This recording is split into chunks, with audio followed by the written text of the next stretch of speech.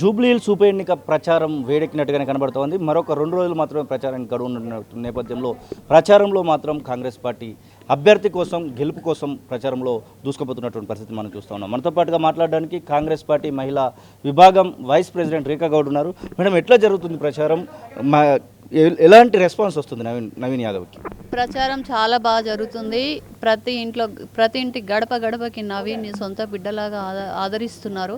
మా గల్లీలో పుట్టి పెరిగిన అబ్బాయి, ఇది మా ఎలక్షను, మా బిడ్డలతో పాటుగా పెరిగినాడు. చిన్నప్పటి నుంచి నవీన్ చాలా మృదు స్వభావి, డౌన్ టు ఎర్త్ పర్సన్, చాలా హెల్పింగ్ నేచర్ ఉన్న పర్సన్ కాబట్టి ఇదివరకే 2 సార్లు తను ఓడిపోయిన సింపతి కూడా ఉంది తన మీద.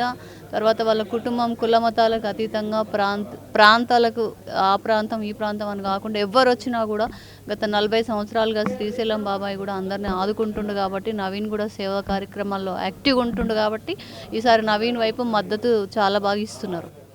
చాలా వరకు బీఆర్ఎస్ పార్టీ హైడ్రా అంటూ ఇట్లా రకరకాలైనటువంటి వాదనలు చేస్తూ ఉంది కదా, ఆ ఎఫెక్ట్ ఏమన్నా ప్రజలపైన ఉందా? ఏం లేదు. ప్రజలు ఇవాళ మేము జూబ్లీహిల్స్లో నవీన్ ఎంబటి గల్లీకి వెళ్ళినప్పుడు అసలు ఇంతకుముందు 3 సార్లు బీఆర్ఎస్ని గెలిపిస్తే రోడ్లు ఎట్లున్నాయి చూడండి మేడం అని చెప్పి మాకు చూపిస్తున్నారు. అది ఇవాళ నవీను ఎమ్మెల్యే కాకముందే రేవంత్ రెడ్డి గారిని రిక్వెస్ట్ చేసుకొని జూబ్లీహిల్స్ కోసం 200 కోట్లు ఆల్రెడీ శాంక్షన్ చేయించుండు కాబట్టి ఇంకా ఎమ్మెల్యే అయితే అభివృద్ధి బాగా చేస్తాడని చెప్పి కూడా ప్రజలు నమ్ముతున్నారు. ఇప్పటివరకు జూబ్లీహిల్స్లో గవర్నమెంట్ కాలేజ్ లాంటివి ఏం లేవు. సో నవీన్ ఫస్ట్ ఎడ్యుకేషన్ మీద కాన్సన్ట్రేషన్ చేస్తున్నాడు. తర్వాత ఈ రోడ్లు కానీ, నాలాలు, లైట్స్ ఏవి లేవు, స్లమ్స్ అట్లాగే ఉన్నాయి కాబట్టి డెవలప్మెంట్ దిశగా కూడా తను ఆలోచిస్తున్నాడు. ఓవరాల్గా ఎట్లా ఉండబోతున్నట్టు నవంబర్ 14వ తారీఖున రిజల్ట్స్ ఎట్లా ఉండబోతున్నాయి?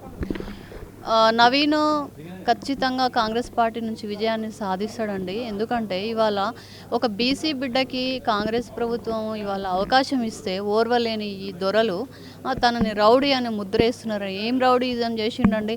ఇవాళ నవీను ఓపెన్ ఛాలెంజ్ చేస్తున్నాడు. కేటీఆర్, నన్ను రౌడీ అని నువ్వు నిరూపిస్తావా, లేకపోతే రాజకీయాల నుంచి తప్పుకో అని చెప్పి కూడా ఆయన ఛాలెంజ్ చేస్తే దాన్ని స్వీకరించలేని కేటీఆర్ ఇవాళ నవీన్ క్యారెక్టర్ మీద బురద జల్లి ఒక మనిషిగా గుర్తించకుండా నవీన్ యాదవ్ని రౌడీ అని చిత్రీకరించి వాళ్ళు చేసే అన్నీ కూడా ప్రజలు గమనిస్తూ ఉన్నారు. కాబట్టి ఖచ్చితంగా ఓటుతోటి బీఆర్ఎస్కి బుద్ధి చెప్తారని చెప్పి బీజేపీకి కూడా బుద్ధి చెప్తారు. ఇద్దరు ఒకటే కాబట్టి అని నేను చెప్పగలుగుతాను.